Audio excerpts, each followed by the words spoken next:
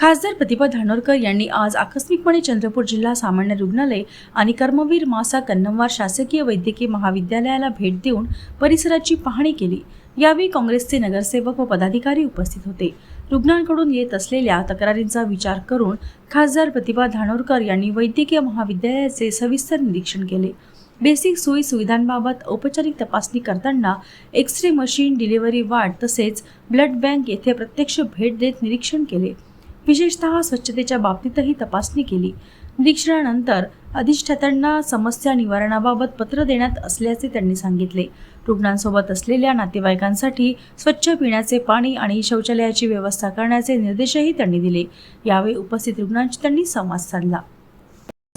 या ठिकाणी चंद्रपूरला येत असताना मागील अनेक दिवसापासून लोकांच्या काही तक्रारी या मेडिकल कॉलेजच्या आणि या रुग्णालयाच्या बाबतीत होत्या आणि त्या अनुषंगाने न सांगता एक औपचारिक भेट म्हणून या ठिकाणी आली।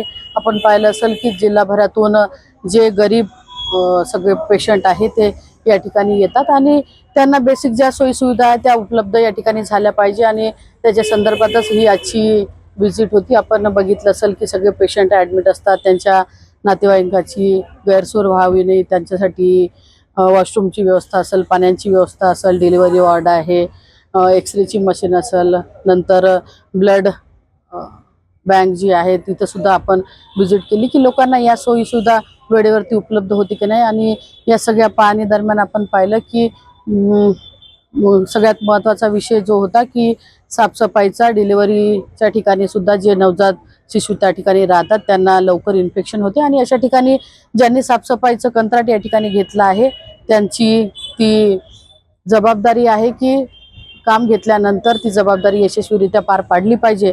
पण आपण पाहिलं की अतिशय गंदगी त्या ठिकाणी आपल्याला दिसली, पाण्याची व्यवस्था नव्हती आणि या दवाखान्यात येणारे लोक मोठ्या प्रमाणात, चंद्रपुरात आज 45च्या जवळपास तापमान तापलेलं आहे आणि अशा परिस्थितीत जर का पाण्याच्या बाबतीत त्यांची सोय जर का झाली नाही तर जीवितहानी सुद्धा या ठिकाणी होऊ शकतो आणि त्याच्या संदर्भातच आता या ठिकाणी आदरणीय कांबळे साहेबांना देखील या सूचना मी केल्या आणि रीतसर पत्राद्वारे देखील ज्या ज्या आमच्या मागण्या आहेत त्या त्यांना मी देणार आहे आणि त्याच्या संदर्भातच ही आजची व्हिजिट या ठिकाणी रुग्णालयाला होती।